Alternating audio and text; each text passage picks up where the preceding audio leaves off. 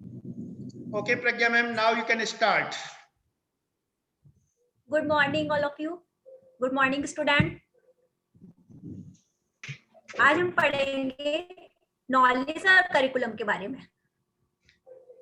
ज्ञान बहुत विस्तृत विषय है। ये बीएड सेकेंड ईयर का फर्स्ट पेपर है, ज्ञान और पाठ्यक्रम, नॉलेज एंड करिकुलम। ठीक है, बड़े ध्यान से सुनना, this is common for all. Okay, मैं अपने आप को म्यूट कर रहा हूं और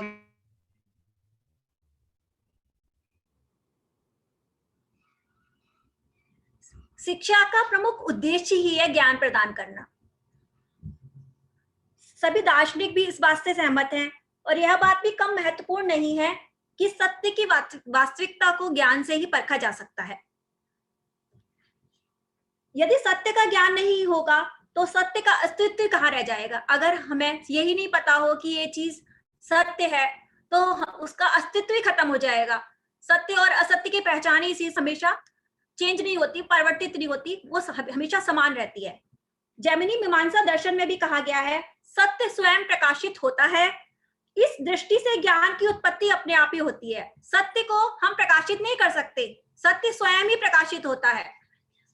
सूरज पूरब में निकलता है तो इस बात को आप बदल नहीं सकते, सूरज पूरब में ही निकलेगा, वो पश्चिम में तो नहीं निकल सकता।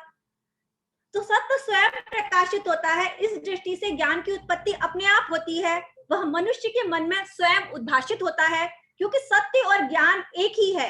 इस ज्ञान को ईश्वरीय ज्ञान अर्थात सत्य द्वारा प्रदत्त माना जाता है। जो सत्य है वो एक ही है, सत्य अटल है और वो निश्चित है, वो कभी बदला नहीं जा सकता।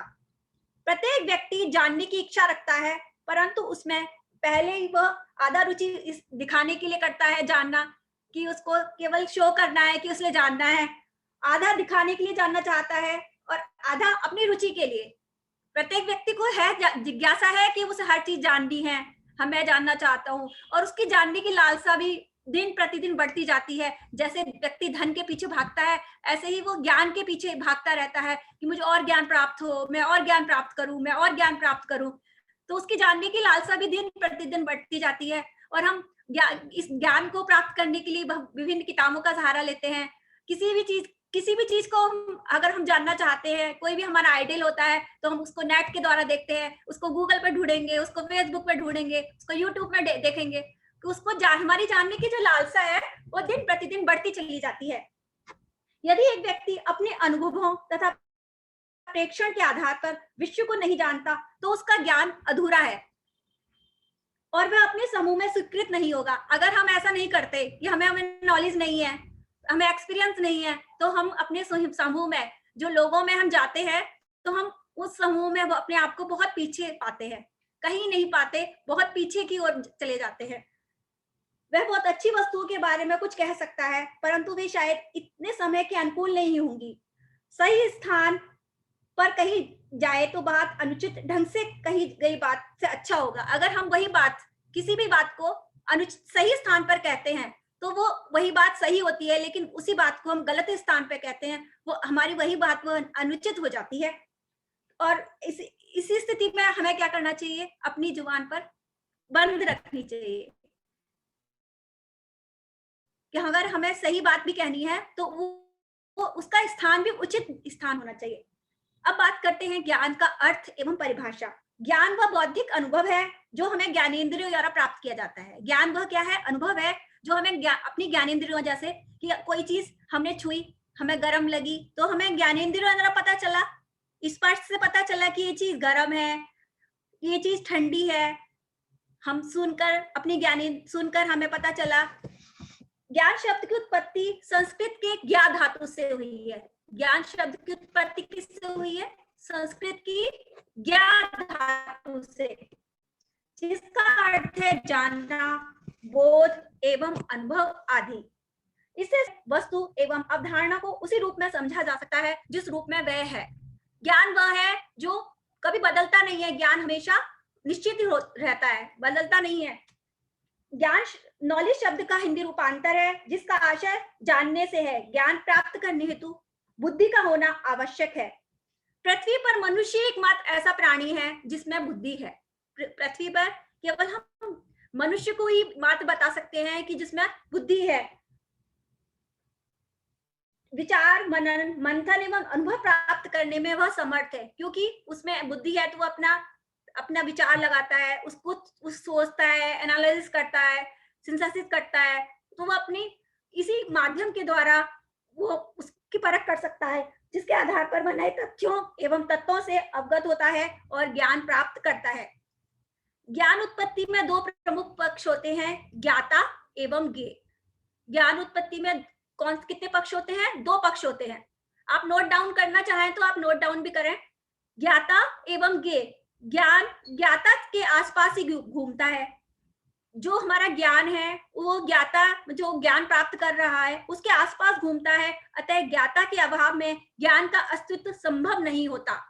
अगर कोई जानना ही नहीं चाहता, कि मुझे कुछ जानने की लालसा ही नहीं है, तो उस ज्ञाता के अभाव में ज्ञान का तो अस्तित्व ही नहीं रहेगा।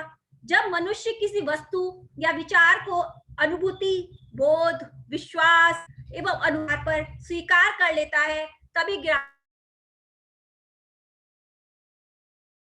करेंगे। तब तक हम उस चीज को करते रहेंगे जब तक बच्चे को ये पता नहीं चलेगा कि आग है, इसे नहीं छुएंगे, तब वो अपना हाथ नहीं जला लेगा, तब तक वो मानेगा नहीं। तो ज्ञान के लिए हमें अनुभव बहुत जरूरी है।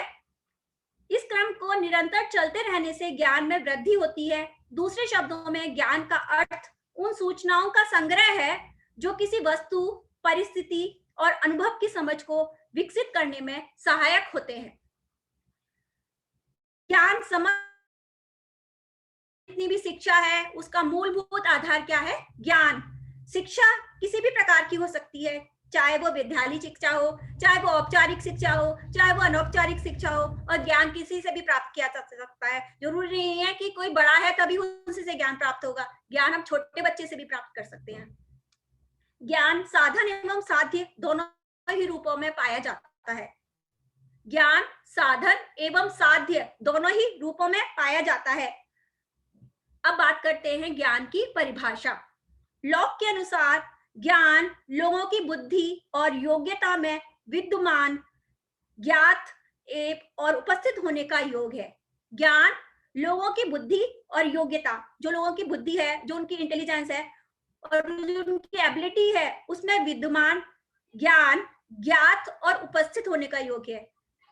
सुकरात के अनुसार ज्ञान एक ऐसी शक्ति है जिसकी सहायता से कोई भी कार्य किया जाना संभव है। अगर हमें ज्ञान है तो हम कोई भी कार्य कर सकते हैं। वो व्यक्ति पावरफुल माना जाएगा अगर उस चीज की उसे नॉलेज है। जिस भी फील्ड में आपको जाना है तो आपको उसकी नॉलेज होनी चाहिए, उसका आपको स्पेशलाइजेशन होना चाहिए, तभी आपको ज्ञान माना जाएगा कि आप उसमें परफेक्ट हैं। कॉल स्वेबी के अनुसार कुछ करने या क्रिया करने की क्षमता ही ज्ञान है। हम जब उस कार्य को कर सकते हैं पूरी ईमानदारी के साथ कि हम ये कर सकते हैं, कुछ करने या क्रिया करने की क्षमता ही ज्ञान है, तभी वो हमारा ज्ञान माना जाता है। कि हम पूरे कॉन्फिडेंस के साथ कहें कि हम इस पेपर में हमारा ये तैयार है, हमें ये नॉलेज हो गई है, हम ये एग्जाम दे लेंगे कि ये मेरा तैयार हो गया। तो कुछ करने या क्रिया करने की जो क्षमता है वही हमारा ज्ञान है। स्पेंसर के अनुसार ज्ञान विचारों की एकीकृत पूर्ण प्रणाली है।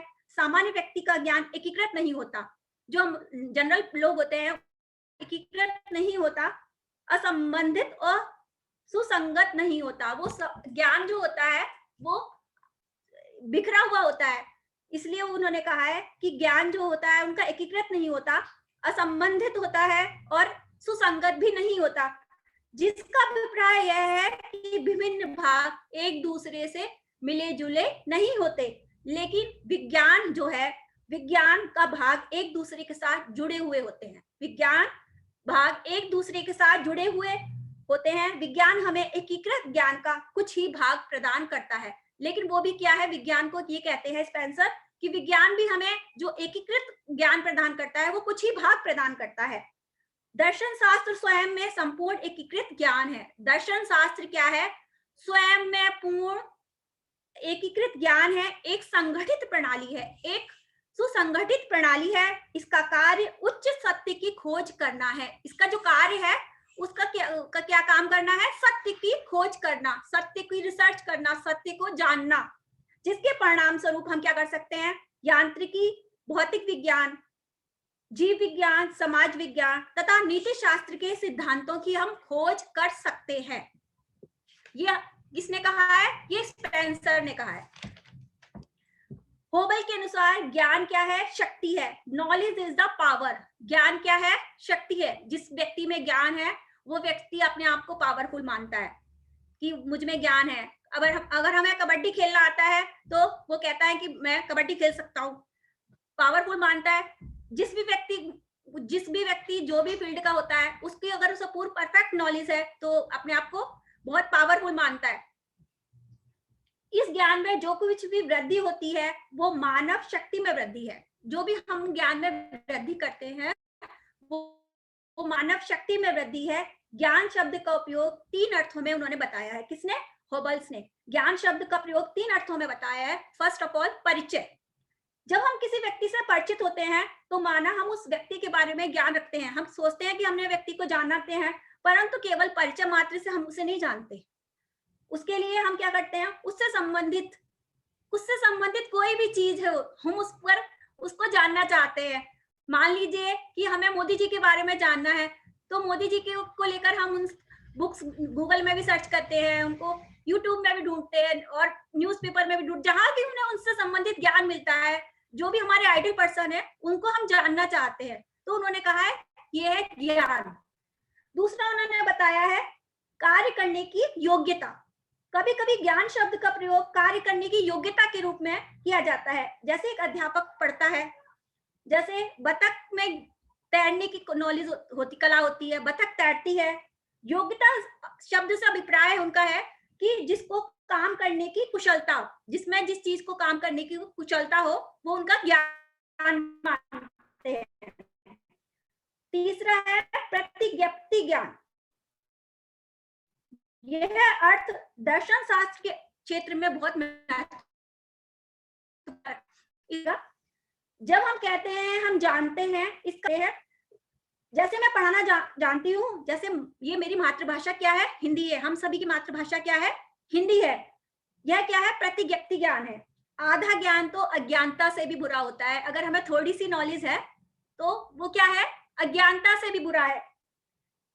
ज्ञान कदम कदम पर आगे बढ़ता है। हम स्टेप बाय स्टेप चलते हैं। ऐसा नहीं है कि हम एकदम छलांग लगा देते हैं। ज्ञान कुदालों और छलांगों से नहीं आता। ज्ञान कदम कदम पर आगे बढ़ता है। ज्ञान कुदालों और छलांगों से नहीं आता। मनुष्य के लिए ज्ञान बहुत महत्वपूर्ण है। मनुष्य के लिए क्या है, ज्ञान बहुत ज्यादा महत्वपूर्ण है। आधुनिक काल में ज्ञान का बहुत अधिक विस्फोट हो रहा है। हम वैसे भी 21वीं सदी में रह रहे हैं, वैज्ञानिक युग में, तो ज्ञान हमें नित नया ज्ञान मिल रहा है, नई नॉलेज मिल रही है, नित नए एक्सपेरिमेंट हो रहे हैं। ज्ञान की कोई सीमा नहीं है। ज्ञान को बांध के नहीं रख सकते हम कि हमें इतना ज्ञान हो गया, हम परफेक्ट हो गए, हमने कह दिया हम परफेक्ट हो गए, नहीं कह सकते। इस पृथ्वी पर रहते हुए कोई भी व्यक्ति यह नहीं कह सकता कि वह सब कुछ जानता है, मैं सर्वज्ञ हूँ। ये नहीं कह सकते कि मैं सर्वज्ञ हूँ, नहीं कह सकते। सब कुछ जानना महत्वपूर्ण नहीं है, जितना कि प्रत्येक वस्तु के उचित मूल्य के बारे में जानना। और ऐसा भी नहीं है कि हम सब कुछ जान सकते हैं, नहीं, ये भी पॉसिबल नहीं, इट इज नॉट पॉसिबल। उसके उचित मूल्य के बारे में जानना, जो हम सीखते हैं उसकी प्रशंसा करना, जो हम जानते हैं उसका उचित ढंग से संगठन करना। आज वास्तविक वैज्ञानिक यह महसूस करता है कि ज्ञान का समुद्र विस्तृत और असीमित है। आज वैज्ञानिक भी यह महसूस करता है कि ज्ञान का समुद्र है वो बहुत विस्तृत है और असीमित है। हमारे लिए यह अनुभव करना आवश्यक है कि विश्व में ज्ञान में वृद्धि से अभिप्राय यह नहीं है कि हमें अच्छा और बुद्धिमान बनाती है। आज वैज्ञानिक भी मानते हैं ना कि उनको ये मानते हैं कि भगवान है। पहले नहीं माना जाता था, पहले केवल प्रकृतिवाद होता था, भगवान के अस्तित्व को नहीं मानते थे। लेकिन आज वैज्ञानिक भी मानते हैं कि भगवान है। हमारे लिए अनुभव करना आवश्यक है कि विश्व में ज्ञान में वृद्धि से अभिप्राय यह नहीं ये हमें अच्छा या बुद्धिमान बनाती है। इससे पहले कि हम इस ज्ञान से पूर्ण लाभ उठा सकें, हमारे लिए जानना आवश्यक है हम इस ज्ञान का उचित प्रयोग कैसे करें। जो हमें नॉलेज है उसका हम उचित मिसयूज ना करें, उसका उचित प्रयोग कैसे करें, यह बहुत महत्वपूर्ण है। जब हम अपनी शक्तिशाली कार में भागें तो उससे पहले हमें चलना आना चाहिए। पता नहीं चले कि हमें चलना तो आता नहीं है और हम कार ड्राइविंग करने चल दिए। जब हम अपनी कार चलाना तभी हम सीखे हैं जब हम ठीक से चलना जानते हो। चलने का मतलब है कि हमें पहले तो साइकिल चलाना तो आ जाए, कि हम कार ड्राइविंग तो बाद में सीखेंगे। आज के समय में अधिकतर लोग इस बारे में कोई ज्ञान नहीं रखते कि यह सब कुछ जानने के लिए उन्हें कोई चिंता नहीं रहती। आज का युग विज्ञान का युग है। एक चतुर बंदर को कार चलाना आप सिखा सकते हैं? नहीं सिखा सकते। चाहे वो चतुर है बंदर, लेकिन आप उसको कार चलाना नहीं सिखा सकते। परंतु कठिनाई से एक सुरक्षित ड्राइवर हो सकता है, लेकिन बहुत मुश्किल से वो क्या हो सकता है? ड्राइवर हो सकता है।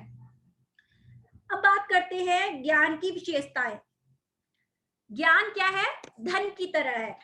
जितना हम उसको पाते हैं उतनी ही हमारी लालसा बढ़ती जाती है। अभी हमारे पास 10,000 रुपए आए, हमें लगता है अरे अभी तो बहुत कम है, हमें तो ये भी लेना है, हमें तो ये भी खरीदना है, हमारा तो इसमें काम ही नहीं चलेगा, हमें तो और चाहिए और चाहिए। ऐसे ही ज्ञान भी है धन की तरह। हमें उसे प्राप्त करने की जो लालसा है हमारी दिन पर दिन बढ़ती चली जाती है। ज्ञान शक्ति है।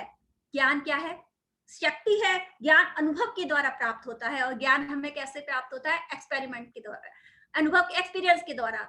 एक्सपीरियंस जितना होता जाएगा हमारी नॉलेज भी उतनी बढ़ती चली जाएगी। ज्ञान समाप्त नहीं होता और ज्ञान कभी खत्म नहीं होता। हमारे मरने के बाद भी हमारा ज्ञान हमारे साथ जाता है। ऐसा नहीं है कि ज्ञान खत्म हो जाता है, हमेशा साथ चला जाता है। ज्ञान हम इंद्रियों के द्वारा सीखते हैं और हमारा एक्सपीरियंस बढ़ता जाता है। ज्ञान हमारा फिक्स होता जाता है और हमारा ज्ञान क्या होता जाता है? फिक्स हो जाता है। सत्यता का नाम ही ज्ञान है।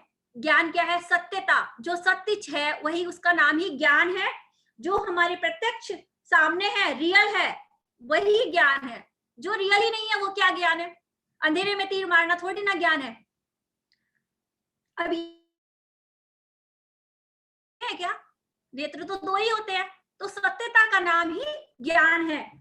जो प्रत्यक्ष है, सामने है, रियल है, जो हमारे सामने होता है, हम उससे ही बहुत कुछ सीखते हैं। इंद्रियों के द्वारा हम बहुत कुछ सीखते हैं। कहा भी गया है सत्यम शिवम सुंदरम। ये इसी के लिए कहा गया है। जो सत्य है वही शिव है और जो शिव है वही सुंदर है। ज्ञान की कोई सीमा नहीं होती। हम ज्ञान को बांध के नहीं रख सकते कि हम उसको ज्ञान हो गया, हम उसको बांध के नहीं रख सकते। ज्ञान जो होता है अनंत है। हम जितना जानते हैं वो हमें और उतना कम पड़ जाता है। हम जितना जानते हैं, जो कुछ नहीं जानते, सभी ज्ञान उसमें समाहित है। हम जो नहीं जानते और जो जानते हैं सभी उसमें समाहित है। ज्ञान की कोई सीमा नहीं है, कोई लिमिटेशंस नहीं है ज्ञान की। ज्ञान को प्राप्त करने के लिए अनुभव अनिवार्य है, लेकिन ज्ञान हमें तभी प्राप्त होगा जब हमें इसका चीज का एक्सपीरियंस होगा। ज्ञान को प्राप्त करने के लिए क्या है? अनुभव जरूरी है, बहुत आवश्यक है। जिसके पास जितना ज्यादा एक्सपीरियंस होता है उसको उतना ही ज्यादा ज्ञानी कहा जाता है। जितना ज्यादा हमको उस चीज का अनुभव होगा उसको उतना ही ज्यादा ज्ञानी कहा जाता है। ज्ञान को प्राप्त करने का स्रोत क्या है? सूचना। और ज्ञान को प्राप्त करने का स्रोत क्या है? सूचना। कैसे हम ज्ञान प्राप्त करते हैं? सूचनाओं के द्वारा। जैसे इंटरनेट से हमने ज्ञान प्राप्त किया, हमने ज्ञान प्राप्त किया, मैगजीन के द्वारा हमने ज्ञान प्राप्त किया, गूगल से हमने ज्ञान प्राप्त किया, क्रोम से हमने किया। मतलब जितनी भी मीडिया है, जिस भी तरीके से हम उस व्यक्ति को जानना चाहते हैं, जो हमारा आइडियल पर्सन है, जिसे हम पसंद करते हैं, जिसकी हम नॉलेज लेना, जिस पे हम रिसर्च करना चाहते हैं, कोई भी व्यक्ति है, हम मान लीजिए हम उस पर रिसर्च करना चाहते हैं, तो हम उसकी तह तक चले जाएंगे। बढ़ता हम यहाँ से ढूंढेंगे, वहां से ढूंढेंगे, हमें कोई क्वेश्चन नहीं मिल रहा, कोई कुछ भी नहीं मिल रहा, तो हम उसकी तह तक चले जाएंगे हम उसकी नॉलेज लेने के लिए। ज्ञान 3 तथ्यों पर आधारित होता है। ज्ञान के लिए 3 तथ्य आवश्यक है। फर्स्ट ऑफ ऑल सत्यता, दूसरा साक्ष्य और तीसरा विचार। ज्ञानी लोगों के विचार, जैसे कोई भी आइडियल पर्सन के विचार, कोई भी व्यक्ति जितना ज्ञान प्राप्त करता है उसकी ज्ञान की भूख उतनी ही बढ़ती चली जाती है। जैसे कबीरदास जी के विचार। कबीरदास जी ने कहा है ना, लाली मेरी लाल की जित देखूं तित लाल, लाली देखन मैं गई मैं भी हो गई लाल। ज्ञान निरंतर बढ़ता रहता है। जो भी ज्ञान हम इंद्रियों के माध्यम से प्राप्त करते हैं वो हमारा निरंतर बढ़ता चला जाता है। निरंतर नए विचारों और विषयों की उत्पत्ति होती रहती है। इससे क्या होता है? नए विचार, हमारा मनन मंथन चलता रहता है, नए विचार आते हैं हमारे दिमाग में, नए विषय आते हैं, उनकी उत्पत्ति निरंतर चलती रहती है। जो हमारे ज्ञान प्राप्त करने की लालसा है वो भी हमारी बढ़ती चली जाती है।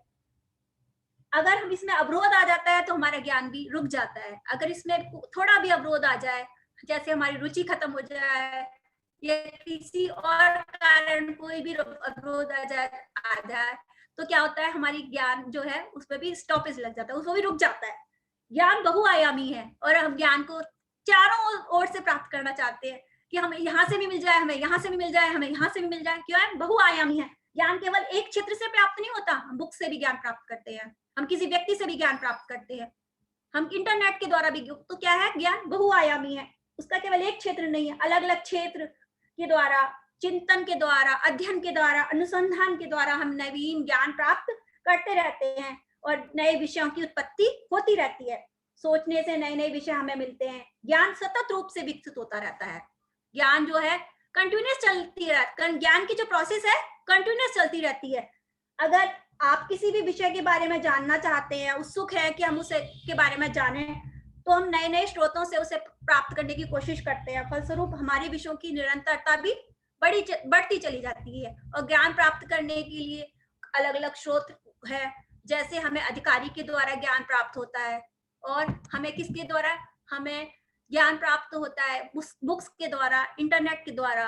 और एक ज्ञान प्राप्त होता है हमें प्रतिज्ञान इंस्टीट्यूशन, जैसे कि उनको हुआ था, कबीरदास जी को हुआ था। जब वो रामानंद जी से मिले थे तब उनको बहुत अहंकार था, लेकिन उसके बाद जब उन्होंने अपने अहंकार खत्म कर दिया तो क्या हुआ, वो भगवान में ही समा गए।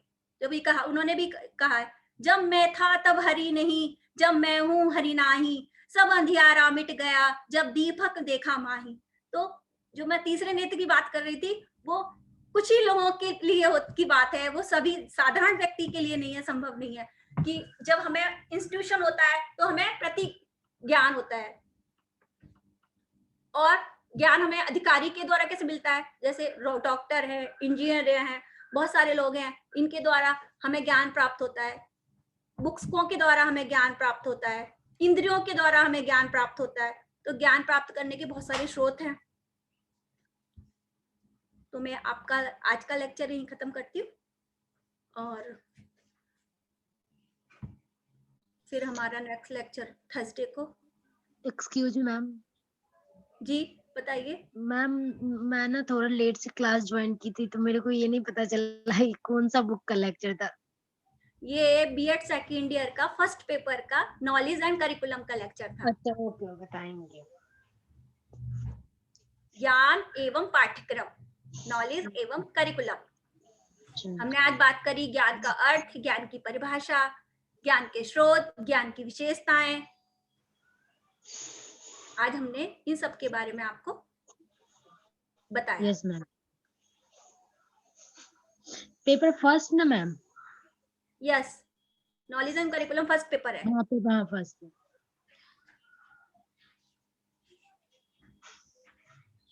Thank you ma'am.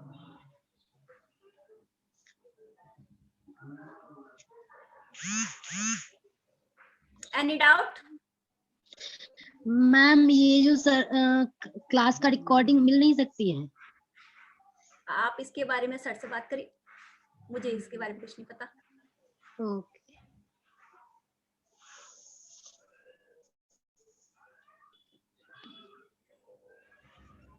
मैम आप कौन सी बुक में से हमको रीडिंग करा रही है? आप गाइड में से पढ़ा रहे हैं हमको? नहीं, या आप बुक में से पढ़ा रहे हो? अलग अलग बुक्सों से नोट्स बनाती हूँ मैं। अच्छा ठीक है मैम।